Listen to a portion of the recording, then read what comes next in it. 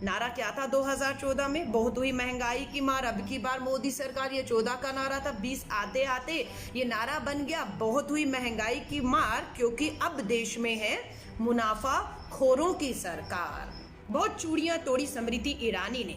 नौटंकी नाटक अच्छा करती है क्योंकि जहां से वो आई है वो उनको ये सब अच्छी तरह करने की का वो सीख लेकर आई थी। चूड़ियां तोड़ी, बहुत हंगामा किया मनमोहन सिंह ने जब $107 प्रति बैरल डीजल था, तब $70 पर चूड़ियां तोड़ रही थी। आज अंतरराष्ट्रीय बाजार में $42 प्रति बैरल अगर डीजल है, तेल की कीमत है, तो $80 में पेट्रोल और डीजल बेच पे चूड़ियां नहीं तोड़ रही हैं वो। आज वो नौटंकी, वो ड्रामा थोड़ा प्रैक्टिस करिए। कहीं मुंबई के वापस सिनेमा हॉल थिएटर में जाना पड़े तो एक्टिंग अगर नहीं कर पाएंगी तो वापस वहां नहीं रह पाएंगे। पेट्रोल और डीजल के दाम में कभी ऐसा नहीं हुआ आजादी के बाद कि डीजल जो है वो पेट्रोल से आगे निकल जाए। डीजल की कीमतें पेट्रोल से ज्यादा करती हैं। ये कभी नहीं हुआ, ये पहली बार हुआ है। किसी को समझ नहीं आ रहा है। किसी ने सही कहा है, पेट्रोल पंप पे अब देखने को मिलेगा अक्कड़ बक्कड़ बम्बे बो 80 हो गया है, अब 90 और पूरे 100 होने वाला। अगर आप खामोश रहेंगे, अगर आप आवाज उठाएंगे। एक तरफ तो कोरोना की महामारी, 14 करोड़ लोग बेरोजगार हो गए, काम धंधे नहीं है, स्कूटर बाइक लेकर जाएगा, किसान डीजल खरीदने जाएगा तो उस पर ये मार पड़ेगी। नारा क्या था 2014 में? बहुत हुई महंगाई की मार। अब की बार मोदी सरकार, ये 14 का नारा था, 20 आते आते ये नारा बन गया बहुत हुई महंगाई की मार, क्योंकि अब देश में है मुनाफा खोरों की सरकार। 18 लाख करोड़ रुपया जो 6 सालों में कमाया है वो कहाँ गया? हम कहते हैं अर्थव्यवस्था चरमरा रही है। निर्मला सीतारमण जी कहते हैं कि नहीं, देश की अर्थव्यवस्था पूरी मजबूती से अपने पैरों पे खड़ी और हम आगे बढ़ रहे हैं। जब अर्थव्यवस्था सही कर रही है तो गरीब को, मजदूर को, किसान को पेट्रोल डीजल के दाम बढ़ाकर मारा क्यों जा रहा है? ये कोरोना महामारी के दौरान जो मार पड़ी है, जो जख्म है, उन पे तो मलहम लगाने का काम किया जाना चाहिए था, लेकिन पेट्रोल डीजल के दाम बढ़ाकर आप मलहम नहीं लगा रहे हैं, आप उनमें नमक छिड़कने का काम कर रहे हैं। ये मैं नहीं कह रही, स्मृति ईरानी का ट्वीट उठाइए। बहुत चूड़ियां तोड़ी स्मृति ईरानी ने। नौटंकी नाटक अच्छा करती है क्योंकि जहां से वो आई है वो उनको ये सब अच्छी तरह करने की का वो सीख लेकर आई थी। चूड़ियां तोड़ी, बहुत हंगामा किया मनमोहन सिंह ने जब $107 प्रति बैरल डीजल था, तब $70 पर चूड़ियां तोड़ रही थी। आज अंतरराष्ट्रीय बाजार में $42 प्रति बैरल अगर डीजल है, तेल की कीमत है, तो $80 में पेट्रोल और डीजल बेच पे चूड़ियां नहीं तोड़ रही हैं वो। आज वो नौटंकी, वो ड्रामा थोड़ा प्रैक्टिस करिए। कहीं मुंबई के वापस सिनेमा हॉल थिएटर में जाना पड़े तो एक्टिंग अगर नहीं कर पाएंगी तो वापस वहां नहीं रह पाएंगे। उन्होंने ट्वीट किया था कि डॉक्टर मनमोहन सिंह तेल कंपनियों के साथ मिले हुए हैं, ये तेल कंपनियों को फायदा पहुंचा रहे। तो आज अगर हम ये सवाल करें, जब अंतर्राष्ट्रीय बाजार में तेल की कीमतें अंतर्राष्ट्रीय बाजार में $42 प्रति बैरल है, $42 प्रति बैरल है, तो आज पेट्रोल डीजल 80 क्यों है, 40 क्यों नहीं है? आज भी हम ये माने कि आप पूरी तरह से तेल कंपनियों के साथ मिले हुए हैं और वही तेल कंपनियां आपको मोटा चुनावी चंदा दे रही है, इसलिए आज अपनी चूड़ियां आप नहीं तोड़ रहे हैं। जब मनमोहन सिंह सरकार थी, जब हमारा जवाब देने का समय था, हम में अगर कोई कमी रही तो लोगों ने आपको 1 नहीं 2 बार पूर्ण बहुमत दिया। अब आप चीन की सरहद पर अगर फेल होते हैं तो 1962 का रोना रोते हैं। अगर आप तेल कीमतों में, महंगाई में फेल होते हैं तो आप फिर कांग्रेस के सर पर ठीकरा फोड़ते हैं। आप पूरी तरह से नाकाम हो चुके हैं, फेल हो चुके हैं, और आप कांग्रेस के पीछे इतिहास के पुराने पन्नों को खरीद के छुपना चाहेंगे तो आप छुप तो शायद जाएंगे, लेकिन देश की जनता को राहत नहीं दे पाएंगे। ये राहत देने की बात है। बिहार में कहा गया कि कांग्रेस के जो 4 अपने राज्य हैं और 2 राज्यों में हमारे गठबंधन की सरकार है, वहां क्यों नहीं वैट कम कर देते हैं। जो पूछ रहा था वो बिहार सरकार का प्रवक्ता था नीतीश कुमार का। उन्हें याद दिलाया कि 18 मई को, जी हाँ 18 मई को बिहार की सरकार, नीतीश कुमार सरकार ने कैबिनेट में प्रस्ताव लाकर $2 पेट्रोल डीजल पे कम नहीं किए, बढ़ा दिए हैं। दिल्ली की केजरीवाल सरकार तो अब मोदी सरकार और शाह की पिछलग्गू बनकर उनकी पीठ हिलाते हिलाते उनके पीछे चल रही है, और उसने भी दिल्ली वालों को इतनी महंगाई में राहत देने की बजाय पेट्रोल और डीजल पर वैट बढ़ा दिया है।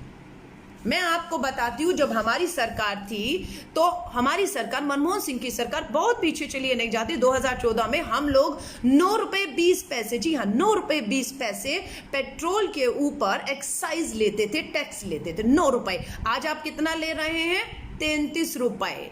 33 रुपये पेट्रोल के ऊपर टैक्स केंद्र सरकार ले लिया। हम कितना ले रहे थे? 9 रुपये 20 पैसे। डीजल के ऊपर हम कितना टैक्स ले रहे थे?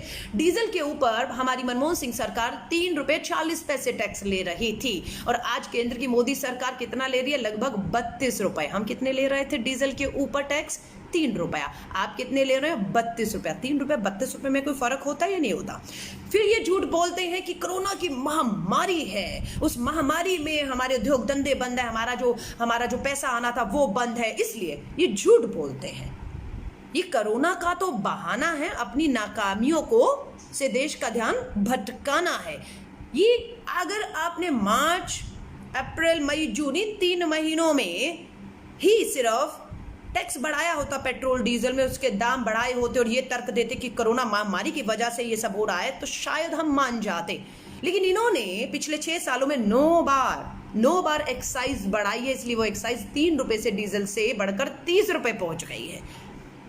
इन्होंने पहली बार एक्साइज 2016 में बढ़ाया, तब कौन सा कोरोना महामारी था पूछिएगा। इन्होंने एक्साइज ड्यूटी 2019 जुलाई में बढ़ाई थी। इनसे पूछिएगा 2019 जुलाई में कौन सी कोरोना की महामारी थी।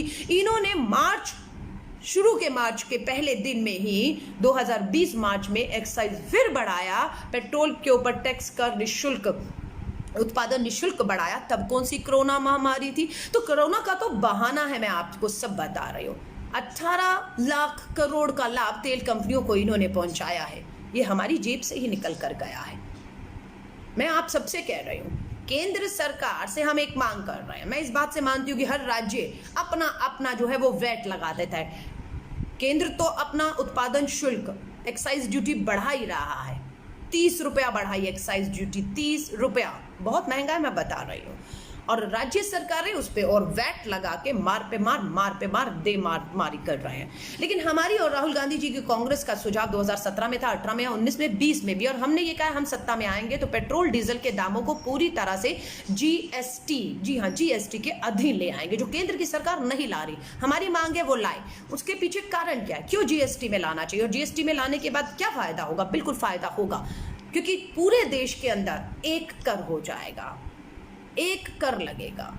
उसके बाद जो देश की सरकार है और राज्यों की सरकार है, वो एक्साइज ड्यूटी और वैट के नाम पर अपने अपने टैक्स, कोई 4%, कोई 10%, कोई 15%, कोई 30% तक लगा रहा है, वो नहीं लगा पाएगा, अपनी मनमानी नहीं कर पाएगा। अपनी मनमानी के तानाशाह तरीकों से आप लोगों पर टैक्स नहीं थोप पाएंगे अगर आप जीएसटी के अधीन आ जाएंगे, क्योंकि जीएसटी पेट्रोल, डीजल और तेलों को एक ही दामों में सामान्य रूप से ले जाएगा। जो तेल और पेट्रोल की, डीजल की कीमत जम्मू कश्मीर में होगी, वही मुंबई, कलकत्ता और वही दिल्ली में भी होगी, जो अभी नहीं है, जिसका फायदा सरकारें, तेल कंपनियां, राज्य सरकारें भी मिली होंगी तेल कंपनियों से। जब ये आरोप हम पर लगता है तो आप पे आरोप क्यों नहीं लगे कि आप केंद्र की सरकार और राज्य सरकारें तेल कंपनियों से शायद मिली हुई है, इसलिए तेल कंपनियों के दबाव में केंद्र तो दाम बढ़ाता है, राज्य सरकारें भी वैट बढ़ा देती हैं, और इतना वैट बढ़ा देती है कि वहां की तेल कंपनियों को लाभ पहुंचता, चुनावी चंदा उन्हें भी मिलता हो।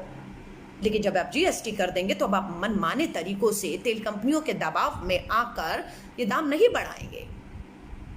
अगर कच्चे तेल की कीमतें अंतर्राष्ट्रीय बाजारों में बड़ी होती, जब मनमोहन सिंह जी के समय 2014 में $107 प्रति बैरल था, तब बड़ी होती तो समझ आता कि अंतर्राष्ट्रीय बाजार में तेल बहुत महंगा है, इसलिए वो थोड़ा बहुत उसका बोझ आम जनता पर भी आ रहा है। लेकिन मनमोहन सिंह सरकार ने 2014 में जब $107 प्रति बैरल तेल, कच्चे तेल की कीमतें थी, तब भी हम लोगों ने 70 रुपए से ऊपर नहीं जाने दिया।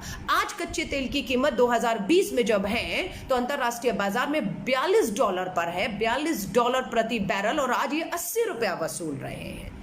तो ये कच्चे तेल की कीमत तो इतनी कम है, कंपनियां तो बहुत सस्ते में कच्चा तेल जो है वो खरीद रही हैं, हमसे दुगने दाम वसूल रही हैं। ये मुनाफा कहाँ जा रहा है? आप गरीब आम आदमी को मार कर तेल कंपनियों को लाभ पहुंचाकर क्या फायदा हो जाएगा? और एक अंधभक्त का मैंने संदेश पढ़ा। ये अंधभक्त इनकी भक्ति में ये इतने बेशर्म हो चुके हैं कि इन्हें गरीब का दर्द दिखना बंद हो गया है। एक अंधभक्त लिखता है कि लॉकडाउन के दौरान जब शराब दारू की दुकानें खोली थी तो ये जब दारू खरीद सकते हैं महंगी, तो ये क्या पेट्रोल डीजल नहीं खरीद सकते? अरे लानत है, शर्म करो, डूब मरो चुल्लू भर पानी में। पेट्रोल सिर्फ वो नहीं खरीद रहा जो लाइनों में खड़ा होकर दारू खरीद रहा था आपके लॉकडाउन जब आपने खोला था, और दिल्ली की सरकार ने 70% जो है उस पे जो है वो कोरोना टैक्स लगा दिया था। शर्म आनी चाहिए कि आप दिल्ली की 2 करोड़ आबादी को और देश की 135 करोड़ गरीब आबादी को दारूबाज कहकर, ये कहकर बेशर्म भाजपा सरकार की ये दारू खरीद सकते हैं महंगी तो ये पेट्रोल नहीं खरीद सकते। अरे शर्म कीजिए। इस देश का किसान, सरहद पे लड़ता जवान, बेरोजगार युवा, घर में काम करती हुई गृहिणियां, आज वो सब आपको दारूबाज लग रहे हैं? खून और पसीने की कमाई को आप लोगों ने, केंद्र की भाजपा सरकार ने पहले नोटबंदी में, फिर उसके बाद ये लॉकडाउन में पूरी तरह फेल हो गए तो पूरा अनलॉक करके सब कुछ राज्य सरकारों के ऊपर ठीकरा फोड़ा और खुद बच के निकल गए। वो कहाँ गई आपकी ताली थाली और 21 दिन का महाभारत का युद्ध? ना आपसे देश संभल रहा है, ना देश की आपकी सरहदों पर आपकी कूटनीति की वजह से आपको नेपाल आंख दिखा रहा है। चीन ने आपके 20 जवान शहीद कर दिए, पाकिस्तान रोज हिमायत कर रहा है, आपकी हिम्मत नहीं है। लेकिन मुझे खुशी है कि जो अंधभक्त नहीं है, जो इस बात को मानते हैं कि लगातार पेट्रोल डीजल के 18 दिन, पहली बार हुआ है 70 साल के इतिहास में, पहली बार कि हर रोज लगातार 18 दिन तक पेट्रोल डीजल के दाम बढ़ा बढ़ा के 80 रुपए पहुंचा दिए हैं और डीजल पेट्रोल से महंगा हो गया है। वो भी तब जब अंतर्राष्ट्रीय बाजार में इसकी कीमतें सबसे नीचे हैं। 18 लाख करोड़ रुपया केंद्र सरकार ने कमाया, लेकिन कहाँ गया नहीं मालूम है। अपनी ऐशो आराम, अपनी सुख सुविधाओं में, अपने खर्चों में, अपने 8,000 करोड़ के हवाई जहाज को आप मत खरीदते। आप अपने वो खर्चे कम कर सकते थे। आप पार्लियामेंट का जो सौंदर्यकरण कर रहे हैं 20,000 करोड़ में मत कीजिए। वो बैठे रहिए ना जिस पार्लियामेंट में बैठे हो, ये 20,000 करोड़ बचेगा, वो आपका हवाई जहाज वापस करिए, 8,000 करोड़ वहां बचेगा। लेकिन आम जनता की जेब में आप 20-30 पैसा कर करके आपने पिछले 18 दिनों में 30 रुपए के लगभग जो है अभी तक 6 सालों में पेट्रोल डीजल के दाम बढ़ा दिए। पक्की बात है ट्रांसपोर्टेशन की कीमतें बढ़ेंगी, पक्की बात है वस्तुओं की कीमत बढ़ेगी और महंगाई बढ़ेगी अगर आप और हम चुप रहे, और इसकी मार सिर्फ गरीब को पड़ेगी। ये लाखों करोड़ों के सूट बूट पहनने वालों को कोई फर्क नहीं पड़ेगा। पूरे लॉकडाउन में सोच रहे थे इन्होंने क्या किया, तो पता लगा जब इनकी नई तस्वीर आप सामने आई कि इन्होंने अपनी दाढ़ी, अपनी मूंछ पे, अपने पहनावे पे, अपने लुक को बदलने पे काम किया है। लेकिन बहुत आसानी से कोरोना वायरस की लड़ाई से निकलते निकलते चीन की सरहद पे पहुंचे और दोनों को अब धीरे धीरे ये सोच रहे हैं खत्म कर देंगे, मुद्दा ही नहीं रहेगा। पेट्रोल डीजल महंगाई के मुद्दे पर हम आ जाएंगे और थोड़ी देर बाद पेट्रोल डीजल महंगाई को भी लोग भूल जाएंगे, क्योंकि मार खाने की हमें आदत हो चुकी है।